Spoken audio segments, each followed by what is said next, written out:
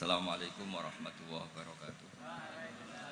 Alhamdulillahirabbil alamin wassalatu wassalamu ala asyrofil mursalin sayyidina maulana Muhammadin wa ala alihi washabihi ajmain amma ba'du. Ingkang sanget kula hormati iki Kiai Haji Idris iki Pakde kawula paman napa lah istilah nek teng Jawa. Wonten niki wonten Kiai Sekathah, wonten Kiai Said, Kiai Ama wau dijemput Mas Aziz niki. Kula teko tok pun ganjaran kula sak gunung Uhud. Mergi wis ponakan sing apik, dienggo kongkonan yo nurut. Kula niku sakjane ngangge hukum akhlak tok niku ganjaran kula pun kuwat. Saya kemarin malam Rebo nderekno kersane Mbak Mus teng Rembang, paginya ngaos tafsir di rumah. Itu satu-satunya pengawasan yang paling saya seneng, saya ketua di situ. Ketua yang menentukan, liyane niku pun kalah terus.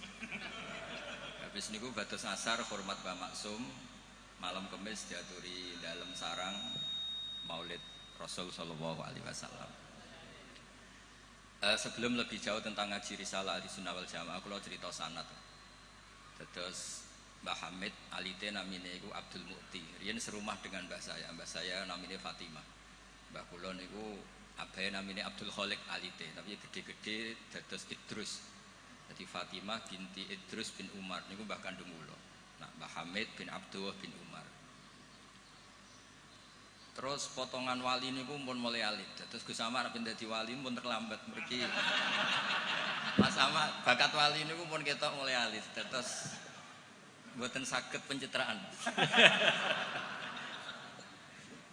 Tapi karena kuota wali zaman akhir sedikit, mungkin bisa ada kesempatan. Berdasar KKN mangke diajukan. Berdasar KKN.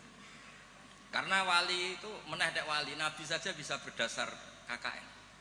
Nabi Harun itu harusnya agak nabi. Tapi barokah Nabi Musa itu alsak pelak. Niku minta jubir. Jadi ono nabi proposal nggih wonten. Wong sak niki cerita rileks mawon. Kula ngomong serius ya sungkan Mbak Idris. Niki nggih Pakde kula, nggih guru kula riyen bapak kula niku mesti sowan Mbah Hamid. Riyen semaan teng Mbah Hamid mesti bapak kula. Pergi nggih wau nggih disebut mantu ya. Mbah kula misanan ning bapak kula mantu.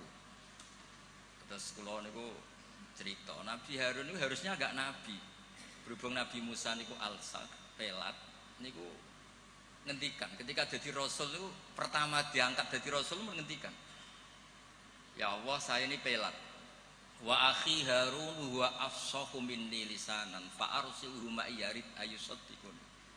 Sing pinter ngomong niku dulur kula Harun. Dados nak kula misale tenan alim, sing pinter ngomong Mas Ama. Niku saged. Siap. Nggih setuju nggih. Ya ngono iku ya ana cerita ngoten ya ana. Terus ana nabi iku dadine nabi iku diajukan. Wonten SK. Dimintakan SK. Allah nggih dituruti mawon. Qala sanasuddu adudaka bi akhika. Ya wis saiki Harun tak angkat dadi tapi nabi kok proposal iki digo kalah-kalahan. Nabi Musa niku adike Nabi Harun. Fi bae iktikaf munajat untuk kitab Taurat. Kaum menyembah anak pedet. Ngono ku ya diwamuk pancen nabi. Takdim nabi kan wajib.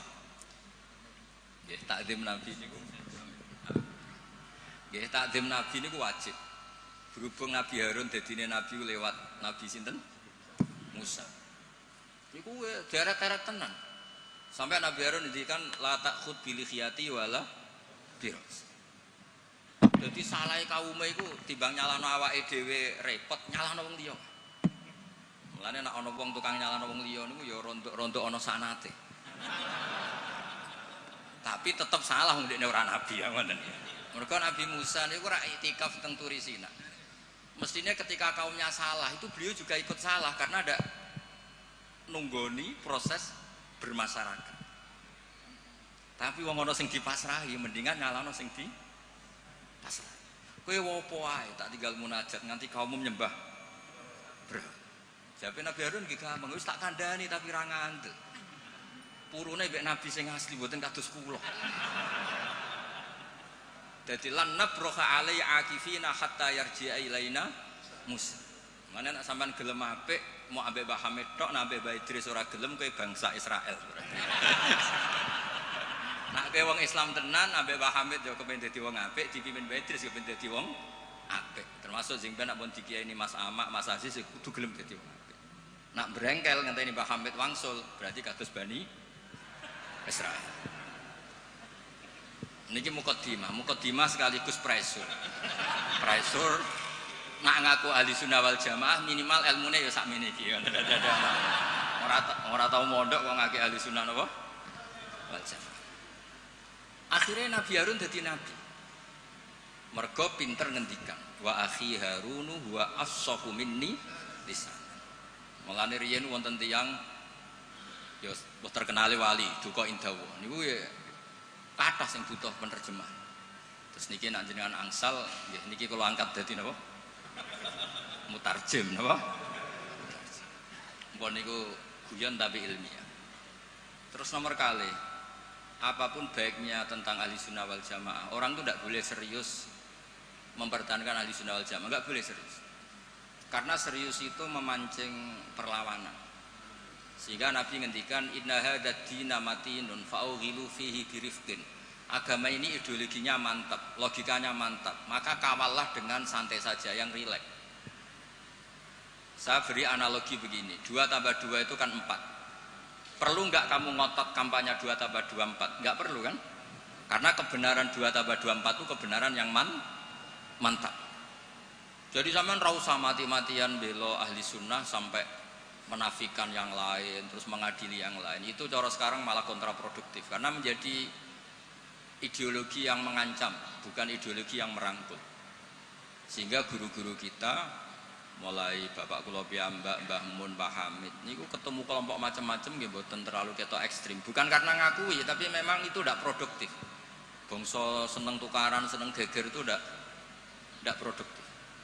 Karena inna hadzal dina matinun fa'ughilu fihi birifqin. Agama ini sudah aman, sudah bagus, maka kawallah dengan halus. Ya kayak orang kampanye di Indonesia tentang pentingnya makan nasi, orang tahu semua lah, tidak usah kamu cerita gizinya nasi gini, asupan nasi fungsinya gini. Orang sudah tahu lah fungsinya apa? Nasi. Begitu juga fungsinya madhab ahli sunnah apa? Wal jamaah. Satu madhab yang sanadnya jelas, akurasinya jelas. Nah saya tak cerita tentang sanadnya Pak Hamid. Pak Hamid dulu diantaranya tentu ngaji sama abahnya sendiri, Kiai Abdullah. Karena itu sudah babul ilm, darul ilm, sudah komunitas ilmu. Di antaranya beliau pernah ngaji juga di Kiai Khalil Harun. Kiai Khalil Harun masih pernah mbah-mbahnya Mbah Maimun. Terus ngaji sama Mbah Dimyati di Termas. Mbah Dimyati itu adik kandungnya Kiai Mahfud At-Turmusi. Jadi kalau sanadnya Mbah Hamid pakai Termas ya Mbah Hamid, Kiai Dimyati At-Turmusi, lalu Mbah Mahfud Termas, terus Sohibul Anas Sayyid Abi Bakar Sato, terus Sayyid Ahmad Zaini Dahlan. Sayyid Zaini Dahlan ini gurunya Syekhona Khalil ketika mondok di Mekah. Jadi semuanya ketemu, termasuk Mbah Siddiq dulu ngaji Mbah Siddiq sini, keluarga sini ngaji sama Syekhona Khalil itu langsung ke Sayyid Zaini Dahlan. Ya. Pun nomor gimana? Oh, kesibuk. Nah, kenapa sanad itu penting? Begini, saya beri analogi. Tag itu liar. Karena tag itu mau tidak mau harus pakai lafaz. Kata-kata itu bisa jami'un likulli afrodi. Ini sekaligus mukadimah untuk ukholnya Mbah Hamid. Makanya ketika Mbah Hamid dipuji sebagai pakar usul fikih, beliau juga ngaji Jamul Jama, itu saya senang. Karena di situ nanti ada taqyidul mutlak bil muqayyad atau taqyidul am bil mukhassis. Saya ulang lagi ya. Itu penting. Karena jika lafaz umum itu ditetapkan sebagai umum, maka akibatnya, saya ulang lagi,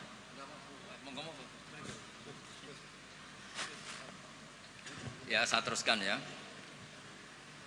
Andai kan tidak ada sanad keulamaan, saya ulang lagi, kalau tidak ada sanad keulamaan dan orang memahami Quran dengan letterlet, apalagi dengan harfiah, apalagi orang ini, kelompok ini berjanji tidak akan menambahkan sedikit pun apa yang ada di Quran, maka tingkat menyesatkannya itu bahaya sekali. Bukan sekedar bahaya sekali. Saya beri contoh, misalnya contoh yang gampang-gampang saja, yang jusnya belum terlalu jauh. Wa antasma'u bainal ukhtaini illa ma qad salaf. Di antaranya kita tidak boleh nikah perempuan, misalnya Anda menikahi Mbak Sri gitu, sekaligus nikahi adiknya. Wa antasma'u bainal ukhtain. Itu jelas di Quran hanya menyebut wa antasma'u bainal ukhtain. Zaman Nabi Sugeng, Nabi itu ya nambahinnya hanya sedikit. Wala bainal mar'ati wa ammatiha wala bainal mar'ati wa kholatiha. Juga enggak boleh kamu nikahi Sri sekaligus nikahi buliknya atau budenya, baik dari bapak maupun bulik dari ibu. Berarti yang disebut Quran hanya bainal ukhtain, yang disebut hadis hanya bainal mar'ati wa ammatiha wa kholatiha, hanya dua orang, dua kelompok. Sementara tidak menyebut wala bainal mar'ati wa jaddatiha. Kemudian orang-orang fikih yang muktabar semuanya sepakat tidak boleh nikahi perempuan dan orang yang ada hubungan mahram. Sehingga ada kaidah dua perempuan yang andai kan salah satu itu lelaki kok tidak boleh nikah, maka tidak boleh dinikahi satu lelaki fi nikahin wahid. Artinya kalau ada orang kampanye hanya megang Quran tidak lebih tidak kurang, berarti dia hanya mengharamkan al-jam'u bainal ukhtain. Itu betapa bahayanya dalam Islam. Terus orang nikah Sri dan budenya, orang nikah istri dan mbahnya, mbah dan cucunya, kayak apa bahayanya? Mereka sudah pongah berkampanye tidak boleh menambahkan apa yang ada di Quran.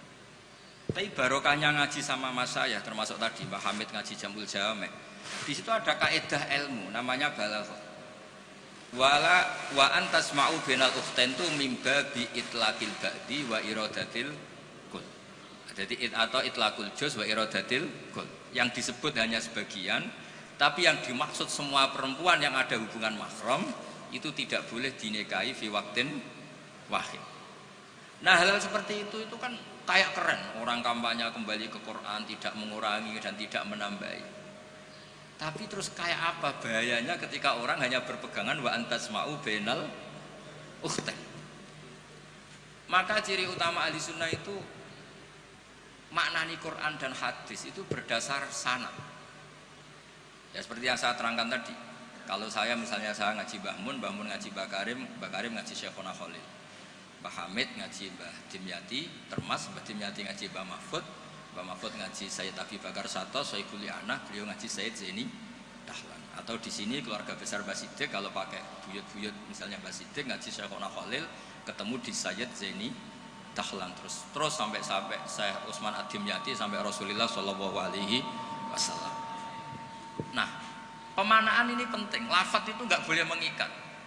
Makanya kata Ibnu Hajar Al-Asqalani, jika Anda terikat oleh lafadz, orang basuh wajah tidak sempurna itu nggak apa-apa, tangan yang nggak sempurna nggak apa-apa, karena yang ada itu wailun lil aqabi minan nar. Basuh polok yang tidak sempurna diatnya Nabi itu neraka, tapi Nabi tidak ngendikan wailun lil yad minan nar, wailun lil wajhi minan nar. Nah ini kalau di usul fikih disebut mimba biwaqi'ati ainin, karena yang wudu itu salahnya dibasuh tungkat tumit ya. Ya, ada orang wudu yang lupa tumitnya enggak kebasuh. Karena kejadiannya seperti itu Nabi ngendikan wailun lil aqab minan nar. Apa tidak well juga ketika orang tidak membasuh tangannya secara sempurna? Apa tidak well juga ketika orang tidak basuh wajahnya secara sempurna? Kan sama-sama well. Tapi ini tidak disebut Rasulullah Shallallahu Alaihi. Nah, misalnya Anda fanatik, pokoknya saya persis hadis yang wailun hanya lil aqab. Kalau tangan nggak apa-apa, wajah nggak apa-apa. Lu itu gendeng apa goblok? Wes goblok kampanyane, saya berpegangan hadis orisinil kata Pak Idris, jadi asli katanya. Nah, jadi bahayanya baca hadis tanpa ilmu usul fikih kira-kira seperti itu. Ada misalnya tak beri sekian contoh, nak sama Rafaham ya kebangetan. Tadi sudah dua ya. Normalnya dua itu sudah pinter. Ini terakhir contohnya ketiga. Layak dil qadi wa huwa ghadban. Orang itu tidak boleh bikin keputusan penting, apalagi seorang qadi. Nak kepengen nyebut Gus Yusuf apalagi wali kota. Ini kemarin sebelum jadi wali kota perjanjian, Gus jenengan wali beneran, saya ingin wali kota saja. Ini keluarga kiai tapi cita-citanya sederhana. Jadi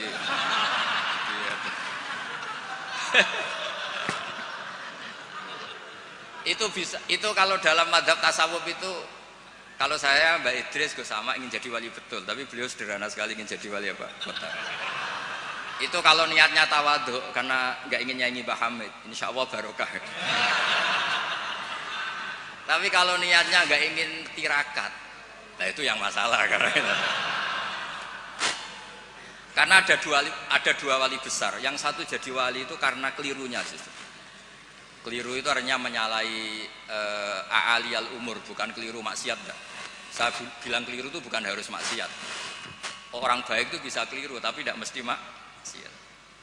Wali yang satu itu kalau sakit bilang ya Allah ya Allah, tapi yang satu itu enggak, bilang aduh boe, waduh boe. Suatu saat wali yang bilang ya Allah itu jenguk wali yang kalau sambat waduh boe. Ditanya, kamu ini wali kalau sambat kok aduh boe. Jadi yang wali aduh boe. Karena saya itu ingin kayak orang awam, enggak sok wali-walian ya Allah ya Allah. Loh itu ya bisa jadi wali. Jadi nanti lihat aja di daftar, kalau di list wali kok masukkan Gusipul, berarti ya karena tawadhu tadi. Jadi ada juga wali itu kalau sholat itu nggak mau soft awal, banyak. Kok koyok wong parak pangeran ya wani ning soft. Ada juga wali ditanya, apa kamu kalau di surga ingin melihat Allah? Enggak. Kaget kan, umumnya orang ke surga kan ingin melihat. Tapi jawabnya apa? Unazzihu dzalikal jamal an-nazari misli. Allah terlalu agung biar tidak terkontaminasi didelok meripat kaya aku ngene. Itu ya jadi wali. Ini terpaksa cari referensi demi wali kota. Jadi makanya saya itu narasumber itu penting tidak penting sudah bener.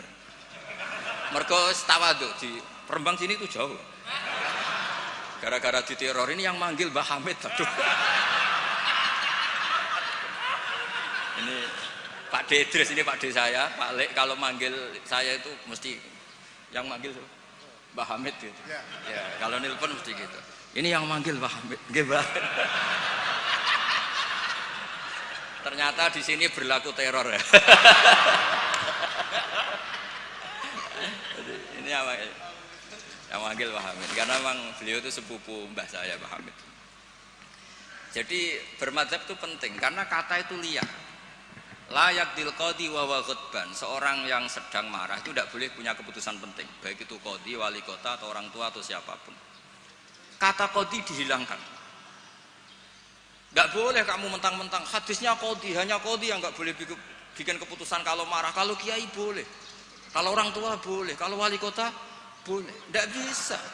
Bahwa ghadban itu kalau sedang marah, kalau sedang lapar boleh, sedang ngempet nguyah boleh, sedang ngempet ngising.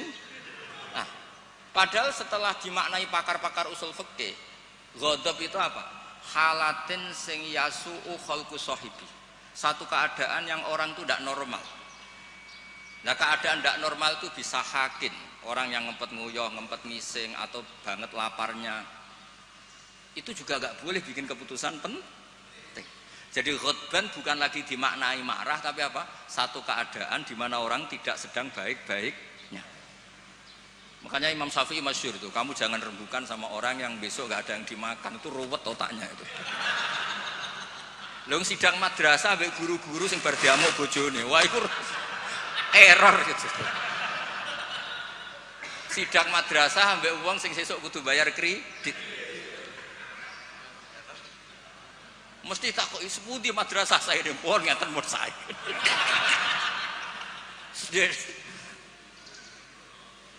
Akhirnya kata ghadban tidak sebagai ghadban. Qadhi juga tidak sebagai qadhi. Fatta sa'a bisa babil fahmu. Ijtihad itu menjadikan logika menjadi luas. Nah, orang yang tidak ahli sunnah wal jamaah sidik-sidik hanya kembali ke Quran dan hadis.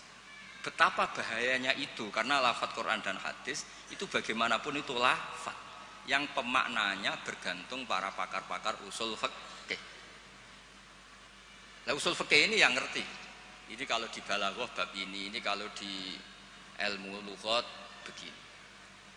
Nah kira-kira seperti itu madzhab Ahlussunnah wal Jamaah. Makanya saya di sini pernah baca kitab ini berkali-kali, juga ada kajian khusus sama keluarga Gus Hakim, Gus Kikin yang sekarang pengasuh di Tebu Ireng. Saya juga pernah istifadah sama Mbah Mun dan berkali-kali juga pakai kitab Risalah Ahlussunnah wal Jamaah. Kenapa kita harus bermadzhab? Saya beri contoh betapa bahayanya tidak bermadzhab. Misalnya begini, saya beri contoh yang gampang-gampang saja. Sholat itu kan madhep kiblat. Oke, madhep kiblat. Tapi kita tahu madhep kiblat itu apa? Ya mu'dhamus sholat. Karena nanti kalau kena cangkem melek, lah nak sujud madhep di. Untung sama ndak tahu mikir kan. Jadi baru makanya kadang kiai seneng wong goblok, mergo nek diterangno ora mikir. Sakjane sholat madhep kiblat ya pas ngadeg tok, lah pas rukuk mek sujud. Tapi baru kayak goblok do ora takok. Jadi goblok ku ya penting, mare ngenakno kiai lah. Jadi wong ora kakean. Wong ora kakean tok. Mulane sampean nak takok, kiai ku kok kadang seneng santrine goblok timbang sing pinter, kowe ora rasane dadi kiai. Ruwet. Karena kena wong pinter iku ya rada repot. Nah, setiap bahasa itu mesti merujuk ke mu'dhamul amri, tema utamanya. Sehingga Nabi kalau ngendikan ya al-hajju arafah. Apa haji itu tidak ada tawaf, apa haji itu tidak ada sa'i. Tapi kok Nabi ngendikan al-hajju arafah, mu'dhamul haji arafah. Nah, bahasa-bahasa seperti itu andaikan orang nggak ngerti usul fikih terus maknani al-hajju arafah, sementing wis ning arafah. Nah, iya. Itu kan yo ribet. Jadi intinya itu apapun teks yang Anda baca di Quran dan hadis, itu pemaknanya harus ikut ulama. Nah kalau sampean tanya, dalilnya apa Gus? Dalil yang paling saya mengenang dan tidak akan lupa ila yaumil qiyamah itu dawuh Mbah Mun, ihdinas siratal mustaqim siratal ladzina walam yaqulillah sirataka. Harusnya kan tunjukkan kami jalan yang benar, jalanmu ya Allah. Enggak, tapi Allah ngendikan siratal ladzina an'amta alaihim. Mergo kowe ora iso niru Allah dhewe, kowe ora iso niru Allah, Allah ora mangan, Allah ora turu. Nah, buat terus Allah ya rakyat jadi wali kota, ya kan? Kamu tidak bisa. Inna wa ta'ala la ya'kul wa la yashrab wa la yanam. Allah tidak tidur, tidak makan. Kalau kamu makan niru siapa? Niru makane wong soleh-soleh, niate taqwi alal ibadah.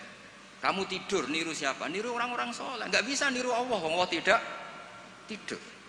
Nah, berarti kalau kamu ingin benar harus butuh sanad, karena ketika Allah ngendikan siratal mustaqim itu siratal ladzina an'amta alaihim. Itu dalil paling kuat betapa pentingnya sanad. Makanya sampai ada pepatah yang sangat mengancam tadi, manta alama bila sehin fasehuhu setan. Itu ancaman yang benar sekali, karena betapa bahayanya orang misalnya hanya berdasar terjemah atau teks kemudian dia nyimpulkan hukum. Padahal lafadz ini adalah terjun bebas. Karena tadi lafadz itu jamek. Dia akan kemana saja yang masuk afrodnya kalau dalam ilmu usul fikih. Tapi nanti setelah ada momentum muqtadul hal, itu baru proporsinya hanya sampai mana. Misalnya sampai lihat Syekh Nawawi Al-Bantani, faktul musyrikina, bunuhlah orang-orang musyrik. Itu ayatnya akan ekstrim. Misalnya haitsu wajadtumuhum, kapan saja kamu menemukan mereka. Tapi sampai lihat di Syekh Nawawi, al musyrikin ayna kitsina khosotan, yang melanggar perjanjian. Atau al-muharibin, yang merangi kamu. Tidak semua orang musyrik boleh kamu perangi, karena ada musyrik-musyrik yang wa in janahu lisalmi fajnalaha wa tawakkal Allah. Lafadznya umum tapi harus proporsional. Kalau sampean contoh ini gak paham, tak kayak contoh yang paling mesti kayak paham. Nak paham kebangetan. Kamu kalau istri kamu sedang seneng-senengnya, wes sama sampean karep opo tak turuti. Opo wae? Jebule terusin, aku ben wayoh, Dik. Terus yo ojo iku jare opo wae kan gitu. Ya kan? Jadi semua lafadz ma min amin illa wa yukhassas, tidak ada kata am kecuali yadkhuluhu takhsis, kecuali ada takhsis. Misalnya kamu seneng sama istri, wis adik kemana-mana berdua, kowe apa nak ngising berdua. Jadi lafadz-lafadz, nah ya artinya kalau ada lafadz umum ning Quran hadis mesti ada mukhassis. Ma min amin illa wa yadkhuluhu takhsis. Sama seperti di tafsir Jalalain, innallaha ala kulli syai'in qadir, tidak memasukkan yang mukhal. Tidak boleh ada pertanyaan gini, ayak diruwahu ta'ala ayyud hibadatahul aliyah, apa Allah mampu menghilangkan zatnya yang agung? Ya tidak boleh. Kudroh hanya tata alaku bil mumkinat, tidak boleh kudroh ta'aluk sama mukhal. Apa Allah kuasa menjadikan 1 ditambah 1 itu 13? Ya Allah kok bocah goblok. Tidak bisa. Kudroh itu hanya ta'aluk sama yang karena Allah ala kulli syai'in qadir, ala kulli syai'in qadir, wali kota ya iso dadi nabi, ya repot. Ya ora iso ditutup. Iku sebarang mukhal. Paham ini? Ya wis ngono iku ahli sunnah wal jamaah. Nek wis pinter nganti ngono iku ahli sunnah wal jamaah. Mpun iki deal ya. Ya mpun, sekolah tak maca kitab mpun niku sing ngono terus. Mungkin sing jawab jubire wis perjanjian. Kan Nabi Musa niku adike Nabi Harun. Terus Nabi Musa dadi nabi, ngajono proposal kakake dadi nabi. Tapi tugasnya jubir. Nah kalau Mas Sama ini pernah sepuh Mas Sama. Jadi niki pun.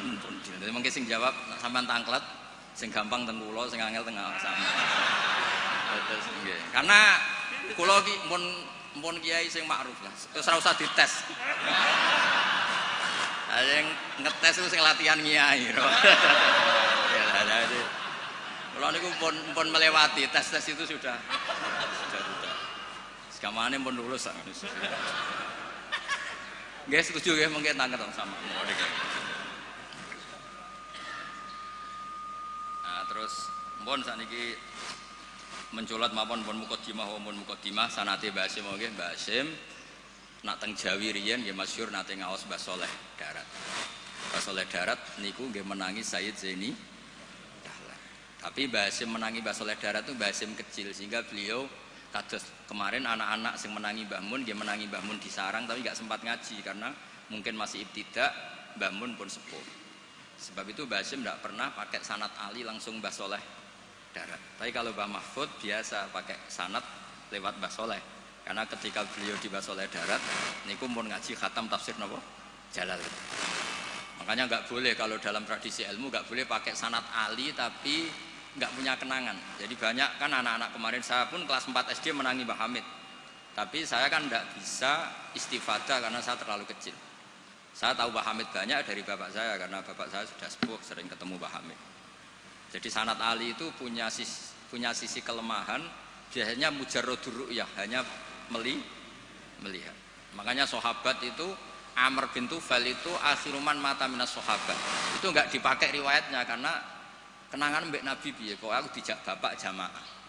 Jadi mirsani Nabi tapi tidak punya kenangan sami aminan Nabi. Makanya sanad itu bagus nazil. Nazil itu jumlah ke Rasulullah besar banyak, tapi lewat orang-orang yang talaki mulazamah, ketemu orang-orang yang mulazamah. Jadi mendingan sampai Rasulullah lama, tapi lewat orang-orang yang sama, sehingga sanadnya Mbah Mun misalnya paling suka ya lewat Mbah Karim. Mbah Karim itu lama sekali di Mbah Hasyim, di Mbah Syekhona Khalil. Kila itu 20 tahun, Mbah Kila 30, khilafnya itu 20 ke atas. Enggak ada yang 20 versus 2 tahun. Kalau sampean ziarah tok paling Mbah Khalil. Iku pendak banyak karep gitu. Nah itu iya, kalau ziarah yang ingin ngaji itu bawa kitabnya dulu, setelah paham terus di kitab itu dibawa. Itu baru ziarah betul itu. Jadi sanad itu kadang-kadang sering bagus yang nazil. Nazil itu lama tapi kredibel. Lah Imam Syafi'i termasuk fanatik sanad nazil. Beliau itu sering ngendikan an Ibnu Umar an Rasulillah. An Abdullah bin Abbas an Ubay bin Ka'ab an Rasulillah.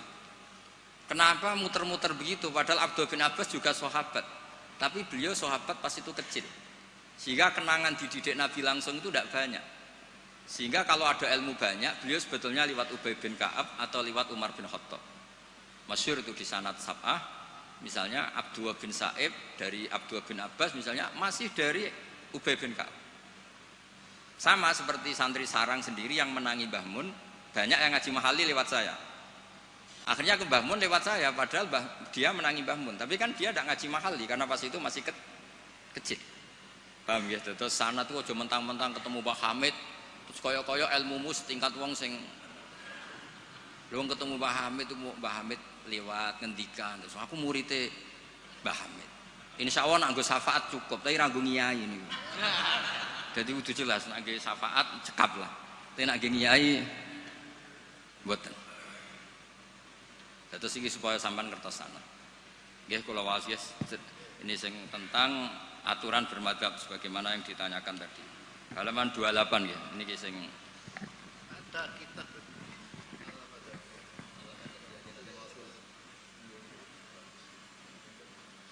Al-Madadiyah punya hakikat Al-Diniyah. Karena akhirnya kan sebenarnya Al-Madadiyah nanti berakhir Al-Diniyah.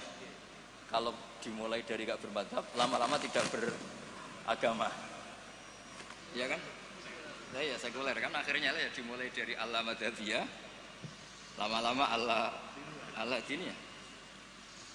Ya jadi jelas tadi ya, jadi dimulai apa? Sanad.